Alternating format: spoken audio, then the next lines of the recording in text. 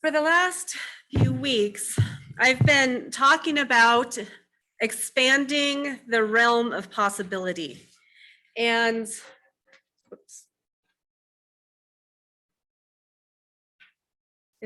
we need to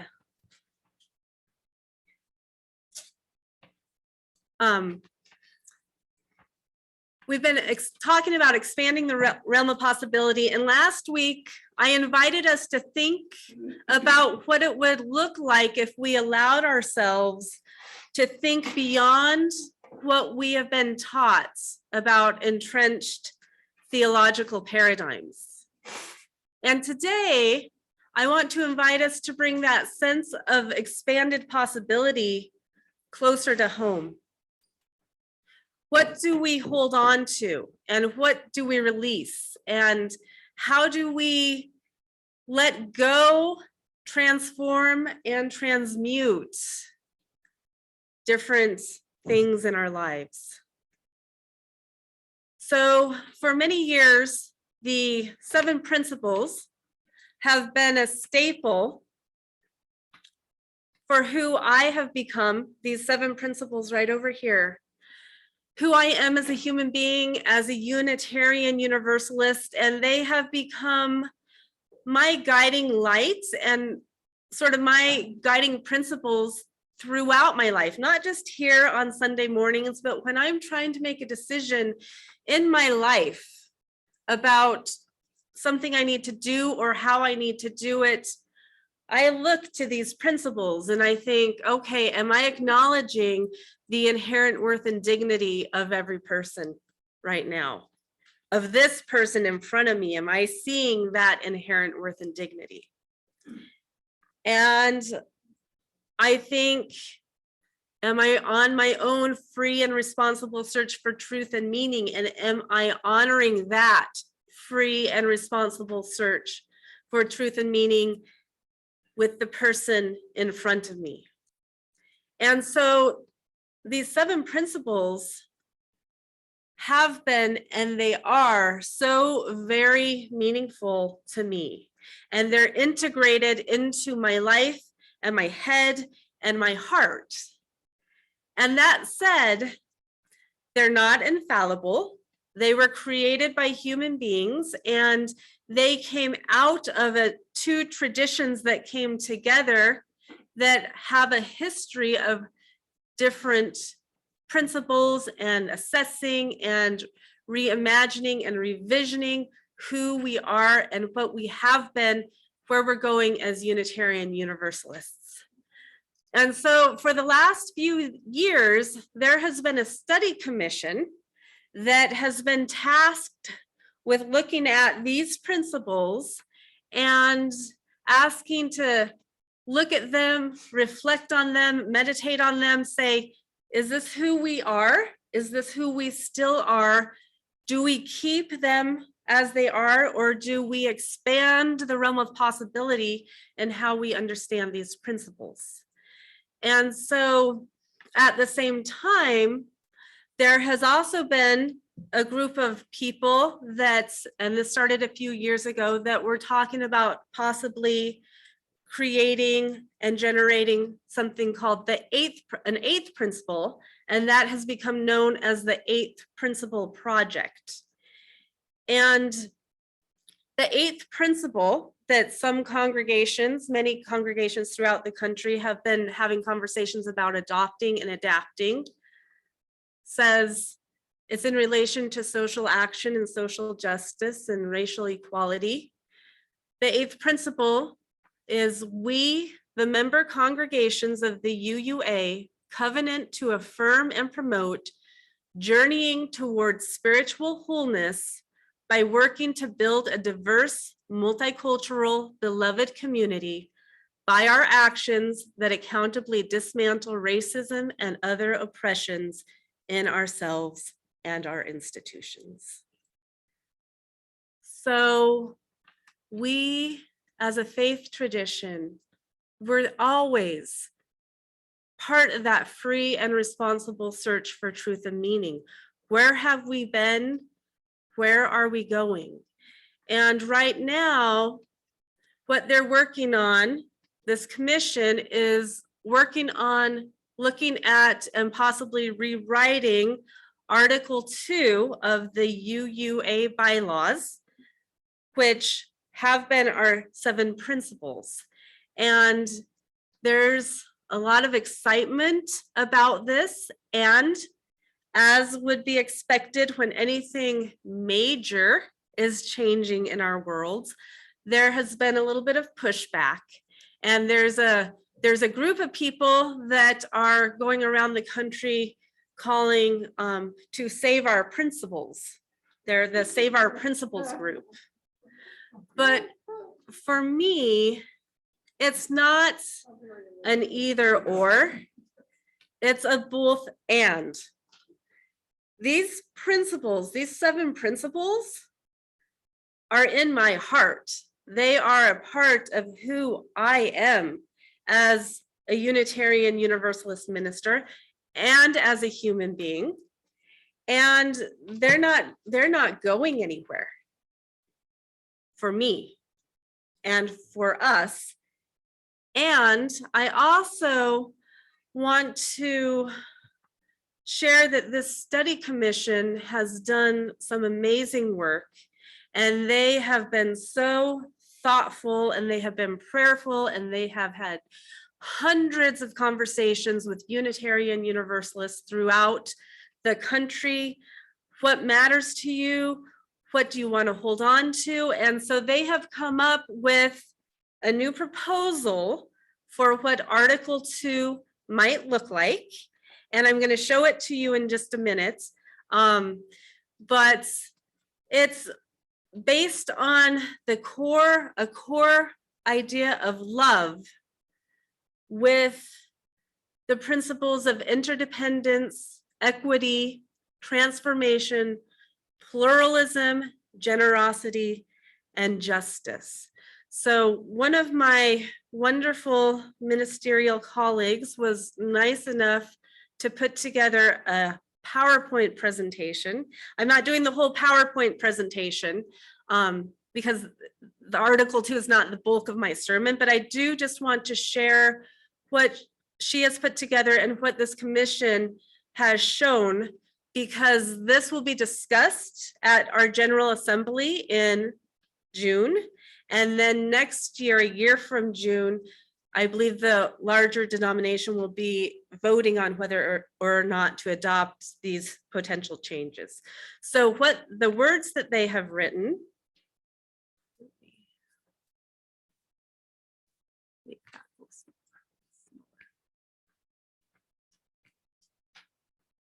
oh, okay. So I'm trying to,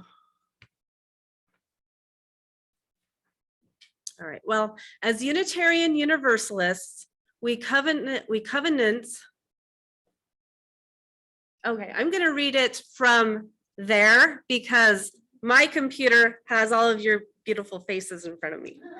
So it says on the screen in the building, as Unitarian Universalists, we covenant congregation to congregation and through our association to support and assist one another in our ministries. We draw from our heritages of freedom, reason, hope, and courage, building on the foundation of love. Love is the power that holds us together and is at the center of our shared values. We are accountable to one another for doing the work of living our shared values through the spiritual discipline of love. Inseparable from one another, these shared values are love, interdependence, equity, justice, generosity, transformation, and pluralism. So this is what this commission that has been doing these interviews and this work for the last few years has come up with. Like I said, it's not necessarily meant to replace the principles, but it will add to it. And so I wanted to share with all of you today as we're entering into this stewardship season and thinking about who we are as Unitarian Universalists, who we are as UUCGV, where the denomination in general is going, as we think about expanding our realm of possibilities. There may be all types of feelings about, oh, I really love this. Oh, I don't like this so much. I'm going to have to sit with it, because sometimes change can be hard. But I think it can also be really wonderful and beautiful when embraced in the right heart space. And so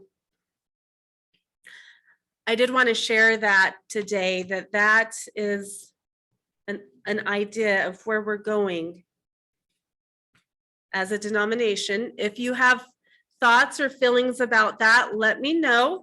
If you would like to represent us as a congregation at General Assembly in June, where they are going to be talking about all of this, please let me know. We usually send at least 2 delegates to GA. We haven't done that since COVID, but it's always a really wonderful time to get to know and be part of Unitarian Universalists all over the country. So that brings us to our own little congregation here in Western Colorado. What does this mean for our little UUCGV? And like I said, it's a good reminder that things change and things stay the same. And my favorite lyric, we're going to be doing Song Lyric Sunday in a few weeks, but if I had to do a sermon about my favorite song lyric, it would be "Roots hold me close, wings set me free." That is from one of my favorite hymns, Spirit of Life. And I just love to think about that this time of year, when we as a little congregation start to think about our visioning and our dreaming about where we're going, both on a micro and a macro level. What are our values? What are our priorities for this year? How do we enter into the process of making that vision of those priorities a lived reality? There is a spiritual principle in metaphysics called as above, so below. As below, so above. And the idea behind that is that you first have to have a vision and an idea for what you want to be, who you want to be, how you want to be in the world. And we can be up here in the realm of possibility. But if you're really integrated as a spiritual being, then you bring that realm of possibility down into your more immersed body, your immersed self, and you make it into a lived reality.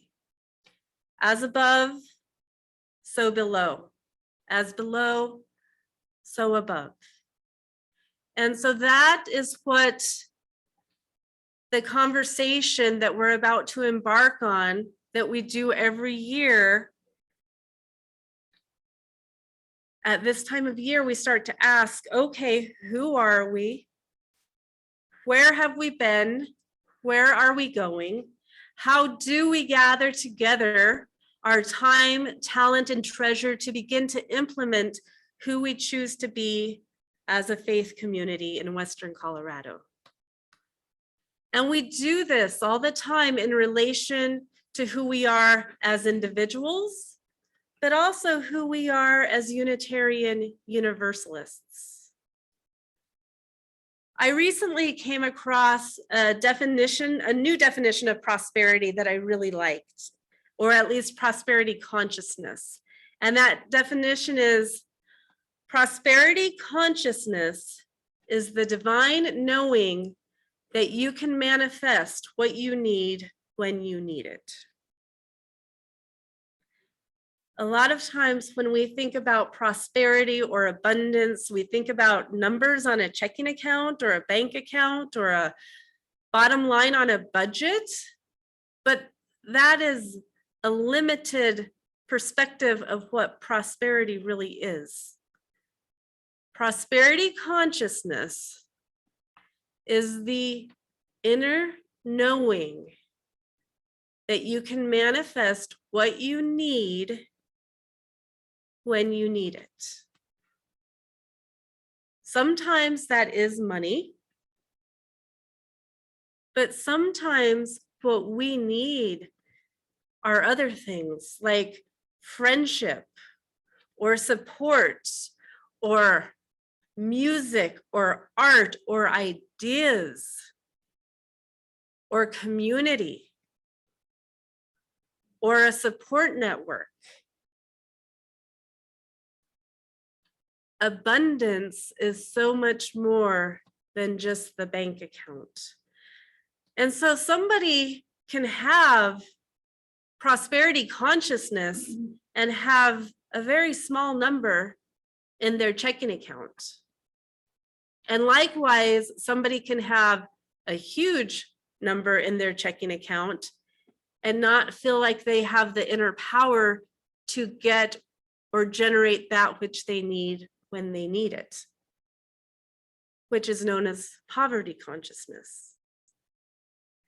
And so as we embark on this stewardship campaign in this next month, I hope that we will enter into this next year with a collective, joyful prosperity consciousness, thinking about all of the wonderful ways that we can bring our vision of who we are choosing to become into our lived reality.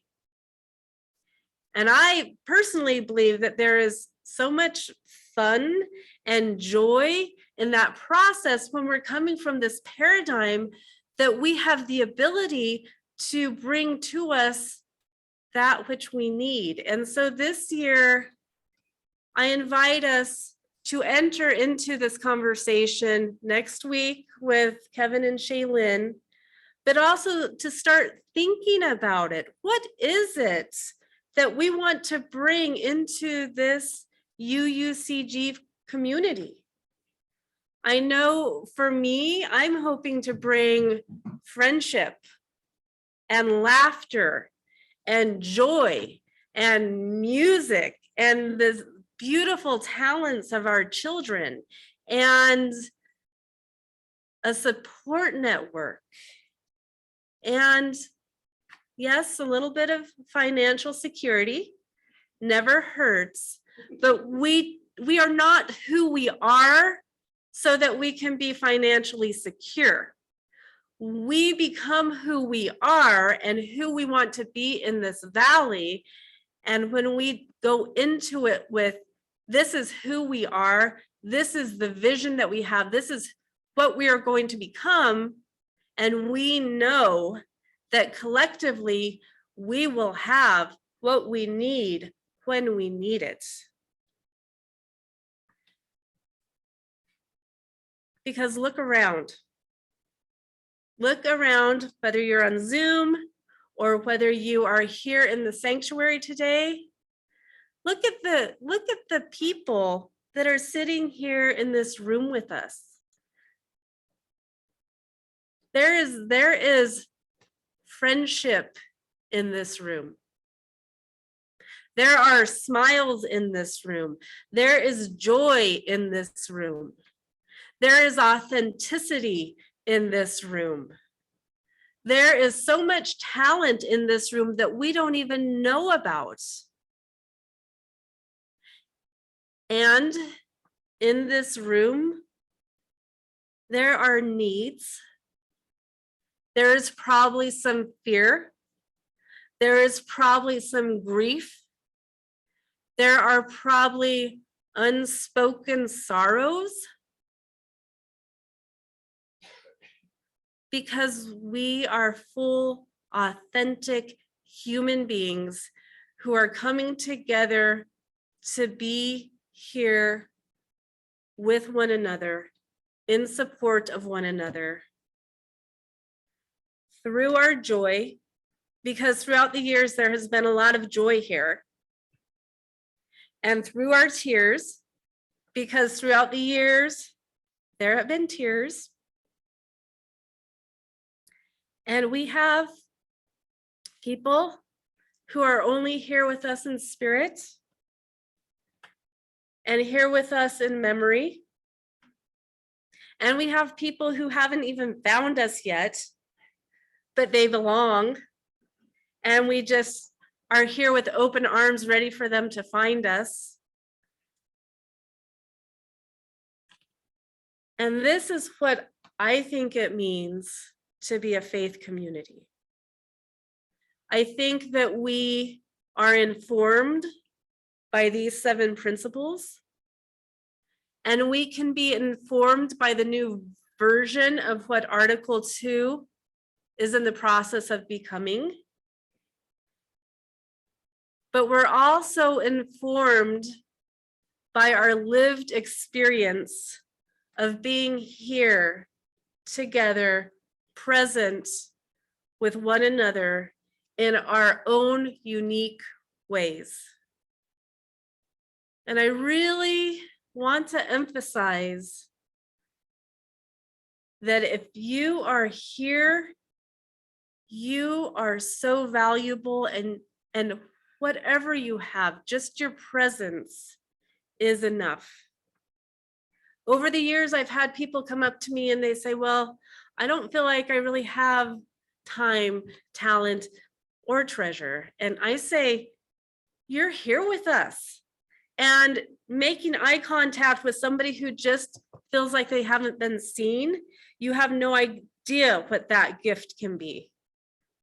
Being that safe, warm, comfortable smile for somebody that just feels like they're on their last leg, we have no idea how valuable that one smile at that perfect time is for that one person, and you cannot ever put a price tag on that. And so today, as we fill out the questionnaire, the 2 questions about who we are, who we want to become, what we have to offer, the biggest thing that we have to offer is ourselves showing up and being present, because I don't do this by myself. Joanna does not sing by herself.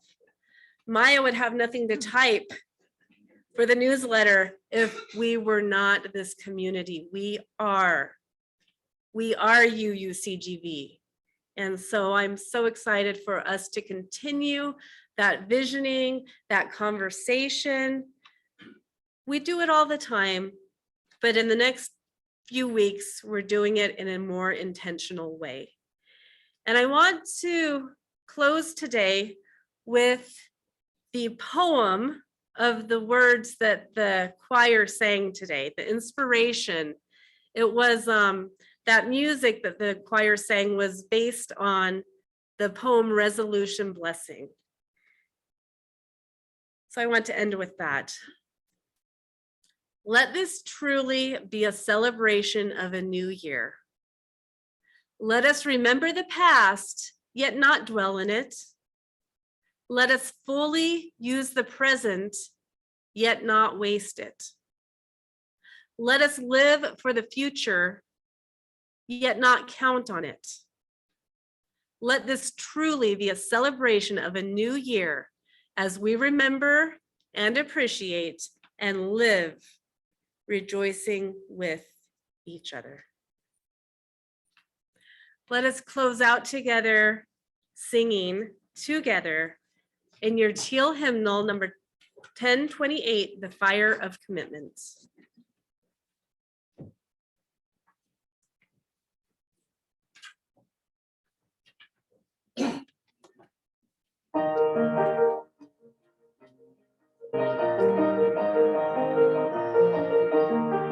From the white of days remembered,